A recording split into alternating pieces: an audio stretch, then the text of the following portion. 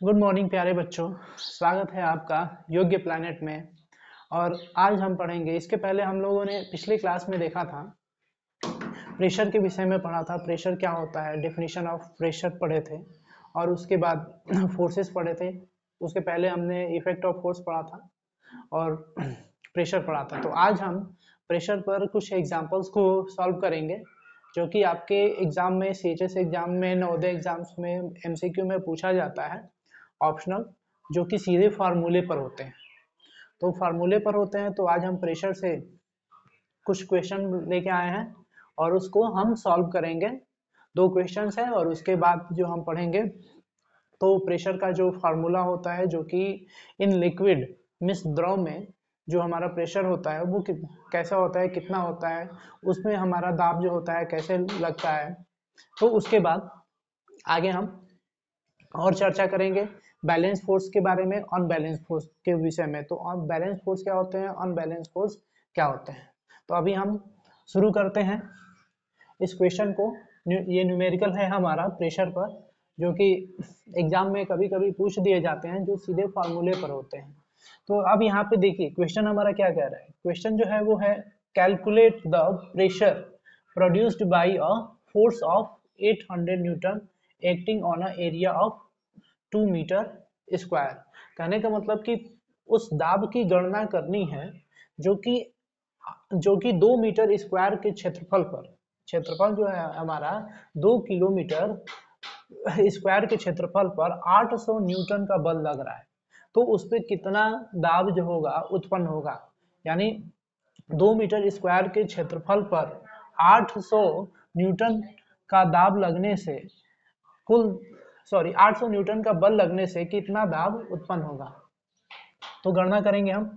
अब यहाँ पे जो चीजें दी गई हैं हम लिख लेते हैं। सबसे पहले एफ हमारा दिया गया है कि फोर्स जो है वो हमारा कितना है, 800 न्यूटन है। फोर्स कितना है, 800 न्यूटन। एफ से डिनोट करेंगे, एफ इक्वल टू 800 न्यूटन। उसके बाद एरिया दी गई है, ए जो दिया गया है वो कितना है, तो 2.0 मीटर स्क्वायर। तो हमारा जो फार्मूला होता है, हमने पढ़ा कि P बराबर F by A, P equal to F upon A, यानी एकांक क्षेत्रफल पर, प्रति एकांक क्षेत्रफल पर किसी भी सतह के प्रति एकांक क्षेत्रफल पर लगने वाले बल को ही हम क्या कहते हैं, दाब कहते हैं। यानी P इक्वल टू हमारा होता है एफ अपॉन ए। तो इस फार्मूले पे सीधा हमको रखना है और प्रेशर हमको ज्ञात कर लेना है। तो P इक्वल टू एफ कितना दिया गया है, 800 न्यूटन दिया गया है, और ए कितना दिया गया है, 2.0 मीटर स्क्वायर दिया गया है। तो 2 से अगर ये इसको हम कटाएंगे तो 4 बार में कटेगा और ये डबल जीरो रहने देंगे। तो P इक्वल टू कितना होगा, 400 न्यूटन प्रति मीटर स्क्वायर। तो हमारा जो आंसर होगा वो क्या होगा, P इक्वल टू 400 न्यूटन प्रति मीटर स्क्वायर, या 400 हम पास्कल यूज कर सकते हैं, क्योंकि दाब के लिए, प्रेशर के लिए न्यूटन प्रति मीटर स्क्वायर को हम पास्कल से भी डिनोट करते हैं। तो इसको हम 400 PA भी कह सकते हैं। तो इतना हमारा क्या लगेगा, तो दाब लगेगा। तो यही क्वेश्चन था कि 2 मीटर स्क्वायर के क्षेत्रफल पर 800 न्यूटन का बल लग रहा है। तो 800 न्यूटन के लगने वाले बल से उत्पन्न दाब की गणना कीजिए। तो ये हमारा क्वेश्चन का आंसर हुआ। और नेक्स्ट क्वेश्चन है हमारा दूसरा जो क्वेश्चन है, दूसरा क्वेश्चन भी ऐसे ही है। ये एक पिस्टन है, जैसे आप जनरेटर या फिर आप फ्लोर मिल देखे होंगे, तो उसमें एक पिस्टन लगा होता है और वो पिस्टन ही ऊपर नीचे जाता है, गति करता है और वही दाब डालता है जो उनके दोनों पहियों को क्या करता है, चलाता है। तो हम ध्यान देंगे इस पे, इस क्वेश्चन पे। सेकंड क्वेश्चन है हमारा कि the pressure of a gas contained in a cylinder with a movable piston is 300 pascal. तो 300 पास्कल क्या है, तो 300 पास्कल क्या है, प्रेशर है। तो कह रहा है कि जो दाब है किसी एक सिलेंडर में, जो कि एक सिलेंडर का मूवेबल पिस्टन यानी गति कर रहा है पिस्टन, और उसका उसमें जो दाब है वो कितने का दाब है, 300 पास्कल का। यानी एक गति कर रहे पिस्टन का सिलेंडर में उत्पन्न जो गैस का दाब है वो 300 पास्कल 300 पास्कल है। The area of the piston is 0.5 metre square. अब यहाँ पे दिया गया है कि the area of the piston is 0.5 metre square, कहने का मतलब कि 0.5 मीटर स्क्वायर उस पिस्टन का क्या है, क्षेत्रफल है। तो कैलकुलेट द फोर्स, तो बल की गणना कीजिए। कैलकुलेट द फोर्स, बल की गणना कीजिए, that is exerted on the piston, जो कि पिस्टन के द्वारा कुल लग रहा है। तो पिस्टन के द्वारा कुल बल जो है 0.5 मीटर स्क्वायर पर कितना लग रहा है उसकी गणना हमें करनी है। तो इसको हम सॉल्व करेंगे, जो दिया गया है उसको सबसे पहले हम लिख लेंगे, नोट कर लेंगे। तो नोट करेंगे तो P इक्वल टू कितना दिया है, 300 पास्कल।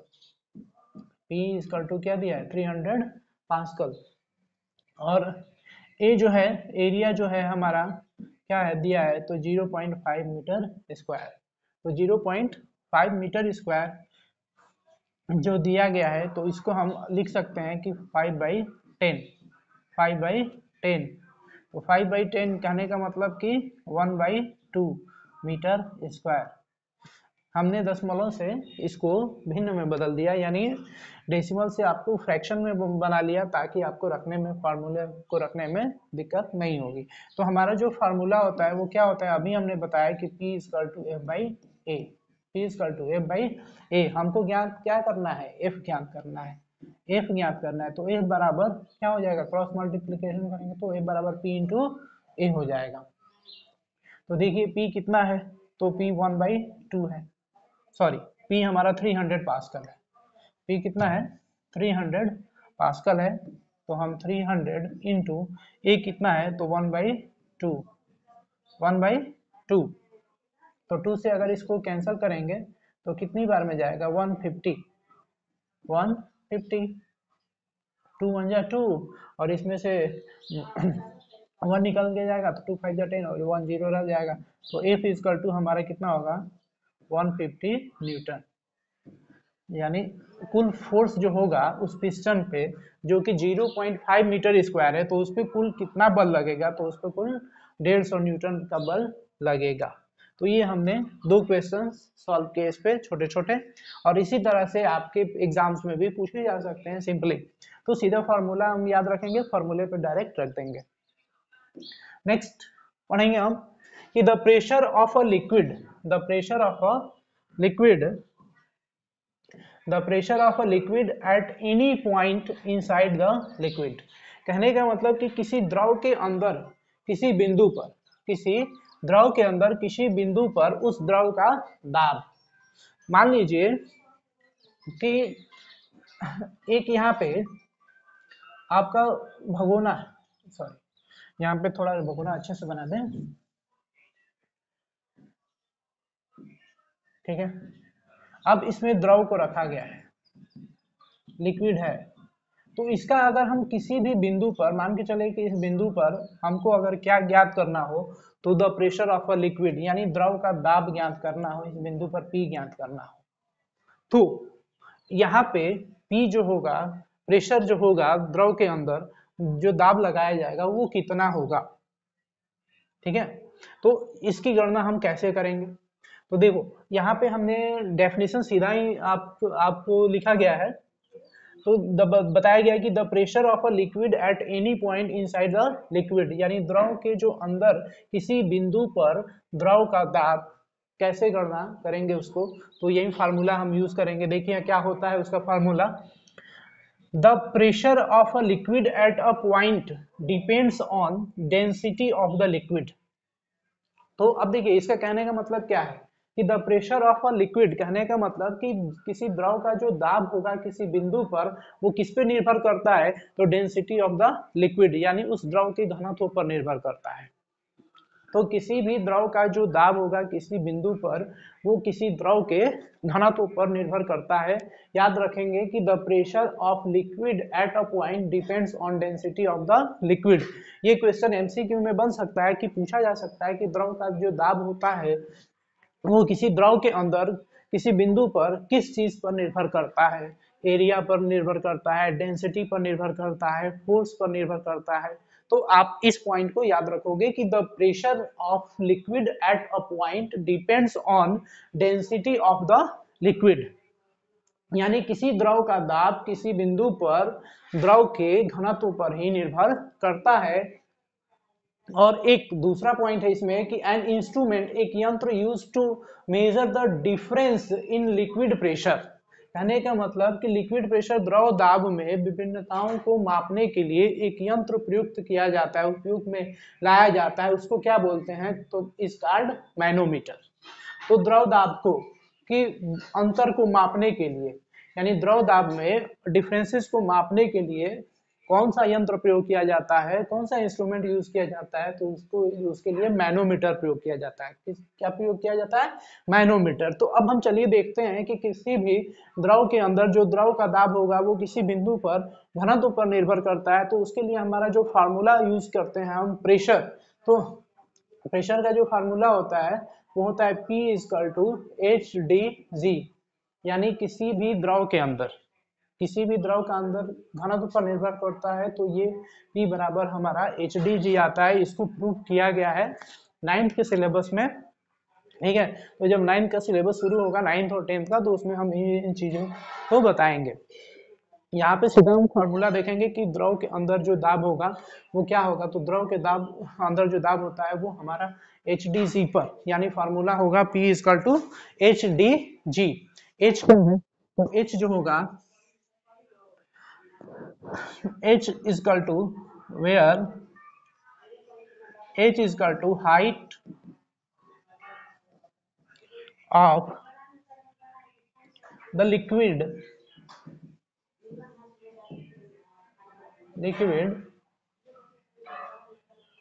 यानी उस द्रव की ऊंचाई होगी। D = density of the liquid. D क्या है, तो D जो होगा वो डेंसिटी होगा, द्रव का घनत्व होगा, और G जो होगा वो gravitational acceleration, gravitational acceleration,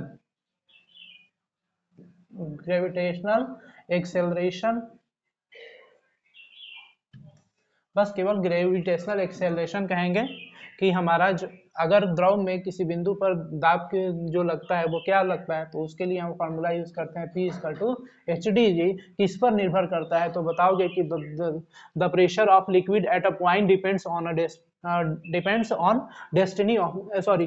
density of the liquid. तो इस तरह से हम डिनोट कर सकते हैं कि अगर डिफरेंस होता है, measure an instrument used to measure the difference in liquid pressure is called a manometer. Manometer से क्या मापा जाता है, तो measure the difference in liquid pressure. तो अब हम नेक्स्ट पे चलते हैं। नेक्स्ट है हमारा एटमॉस्फेरिक प्रेशर। तो एटमॉस्फेरिक प्रेशर किसे कहते हैं, अब हम जानेंगे व्हाट इज एटमॉस्फेरिक प्रेशर और डेफिनेशन इसका।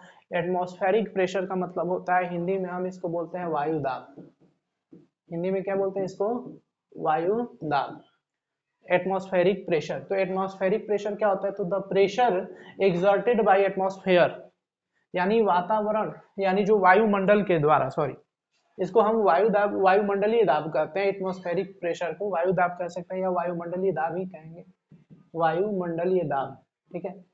याद रखिएगा, the pressure exerted by atmosphere, कहने का मतलब कि वायुमंडल के द्वारा जो लगाया गया जो दाब होता है, उत्पन्न जो दाब होता है, इस कॉल्ड एटमॉस्फेरिक प्रेशर, उसे ही वायुमंडलीय दाब कहते हैं।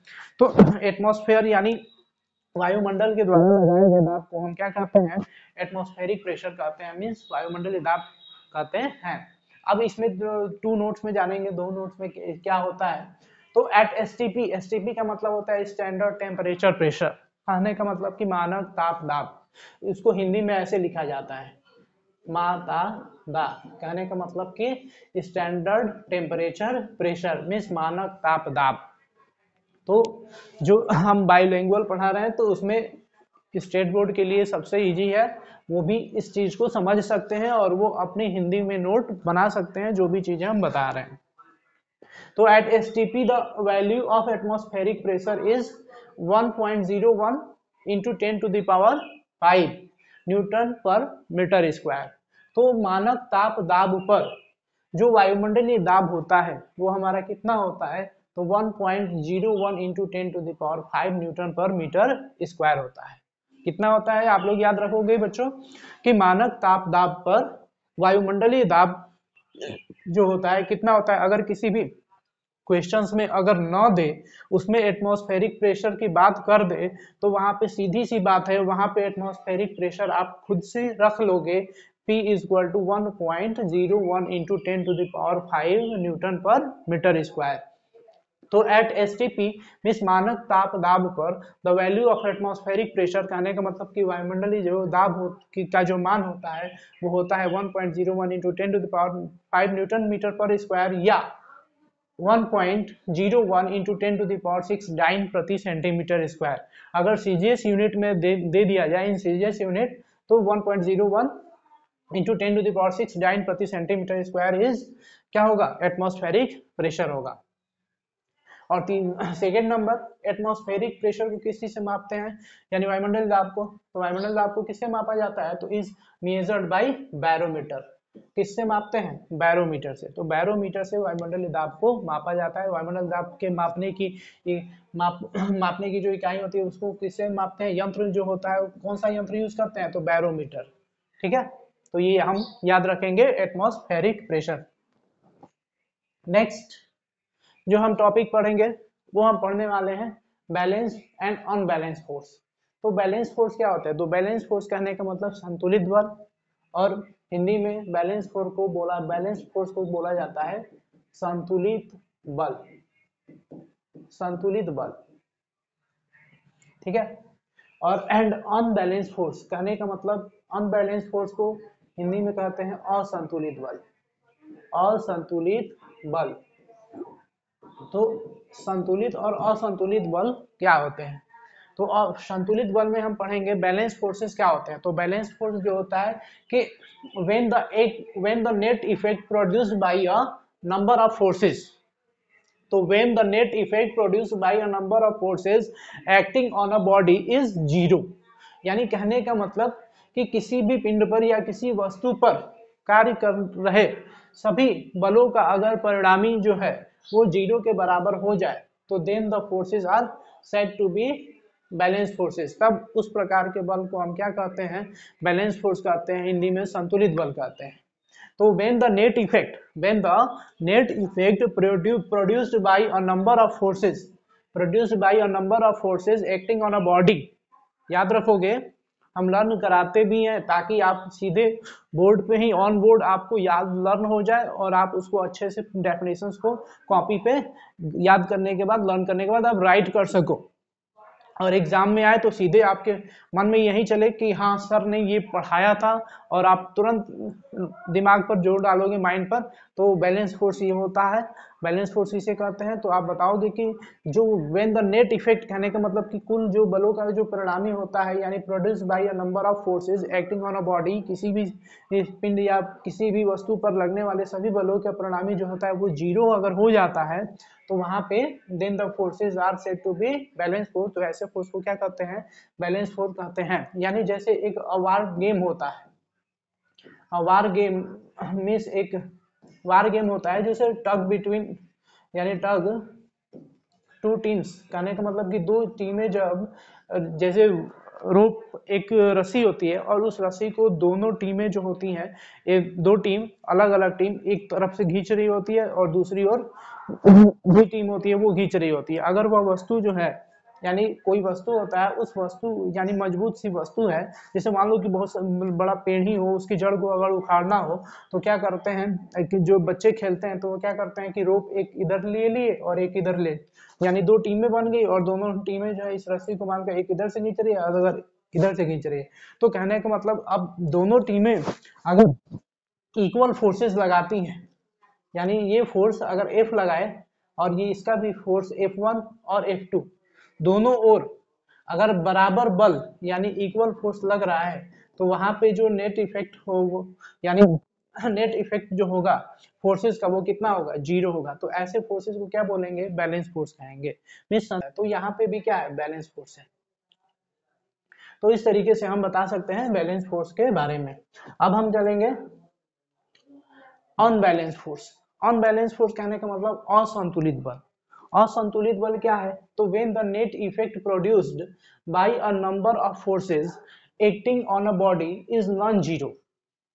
कहने का मतलब कि किसी भी वस्तु या किसी भी पिंड पर लगने वाले कुल बल का परिणामी जो होता है वो अगर जीरो नहीं होता यानी नॉन जीरो होता है तो उसे ही हम क्या कहते हैं, then the forces are said to be unbalanced force. तो ऐसे फोर्सेस को हम क्या कहते हैं, अनबैलेंस्ड फोर्स कहते हैं। ठीक है, तो इतना हम लोगों ने पढ़ा अनबैलेंस फोर्स।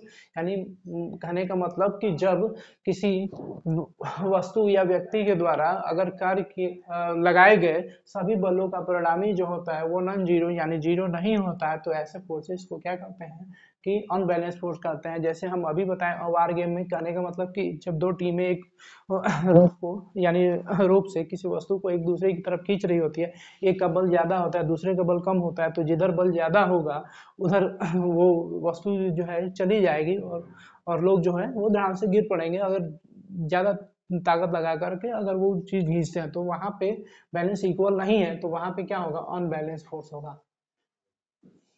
उसको हम क्या कहेंगे, अनबैलेंस फोर्स। तो आज के लिए बच्चों ये चैप्टर जो होता है हमारा फिनिश होता है। और इसके बाद हम सीधे सॉल्व करेंगे प्रश्नों को। और सीएचएस में जितने भी 10 सालों के पेपर्स में जितने भी प्रश्न आए हुए हैं, जो भी चैप्टर्स हमने पढ़ाया हुआ है उससे आप क्लियर कर सकते हो। नहीं क्लियर होगा तो आप सीधे कमेंट सेक्शन में क्वेश्चंस को आप रखोगे, टेलीग्राम लिंक से आप जुड़ जाओगे तो वहां पे भी आप अपने क्वेश्चंस को भेज सकते हो, ताकि हम उस क्वेश्चंस को आसानी से बता सके, इजी वे में बता सके आपको। थैंक यू, धन्यवाद।